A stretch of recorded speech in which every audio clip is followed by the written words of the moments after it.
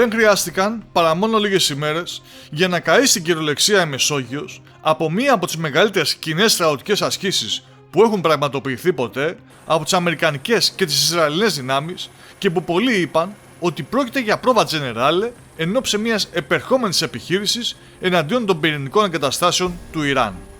Η άσκηση από την οποία παρακολουθούμε εκτεταμένα πλάνα στην οθόνη μας ολοκληρώθηκε σήμερα το απόγευμα και τεστάρισε τη συλλογική ετοιμότητα των ΗΠΑ και του Ισραήλ, καθώς επίσης βελτίωσε τη διαλειτουργικότητα και των δύο στρατιωτικών δυνάμεων για να ενισχύσει την κοινή τους ικανότητα να αντιμετωπίσουν περιφερειακές απειλές, αναφέρει η ανακοίνωση των Ισραηλινών ενόπλων δυνάμεων. Η άσκηση προσομοίωσε χτυπήματα στόχων και πολύπλοκα επιχειρησιακά σενάρια, ενσωματώνοντας κοινά συστήματα επικοινωνίας, διοίκησης και ελέγχου.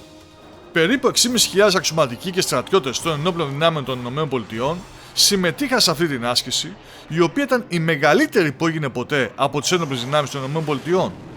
Η άσκηση παρουσίασε μερικές από τις πιο προηγμένες δυνατότητες των στρατιωτικών δυνάμεων και είναι η πρώτη από μια σειρά ασκήσεων που θα πραγματοποιηθούν το 2023.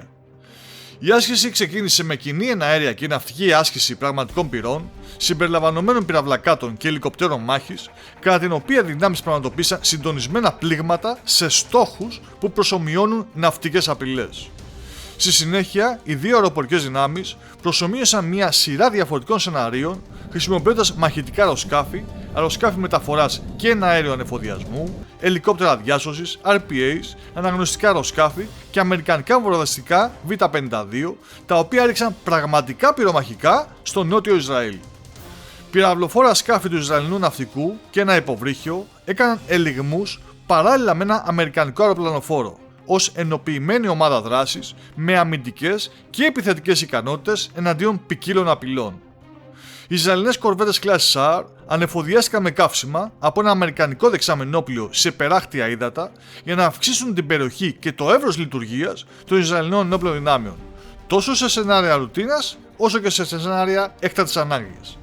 Επιπλέον, μαχητικά αεροσκάφη και βομβαρδιστικά ανεβοθιάστηκαν με Ισραηλινά αεροσκάφη ανεφοδιασμού RIM και αμερικανικά αεροσκάφη ανεφοδιασμού KC-46, τα μελλοντικά αεροσκάφη ανεφοδιασμού της IAF.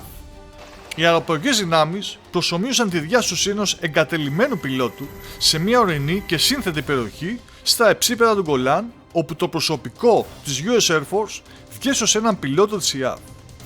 Οι Ισραηλινές χερσαίες δυνάμεις και ο στρατός των ΗΠΑ διεξήγαγαν μια κοινή εκπαιδευτική άσκηση, αποτελούμενη από ελιγμούς εδάφους και δεκάδες εκτοξεύσεις πυράβλων, κατά τη διάρκεια της οποίας εκτοξεύτηκαν πύραυλοι μεγάλου βεληνικούς από τα αμερικανικά HIMARS και τους εκτοξευτές της συστοιχίας πυράβλων του Ισραηλινού πυροβολικού. Όλα αυτά λοιπόν προκάλεσαν τις υποψίες σε πολλούς σχολιαστές ότι κάτι έρχεται και ίσως σύντομα, αφού μόλις είδαμε να καίγεται η Μεσόγειος.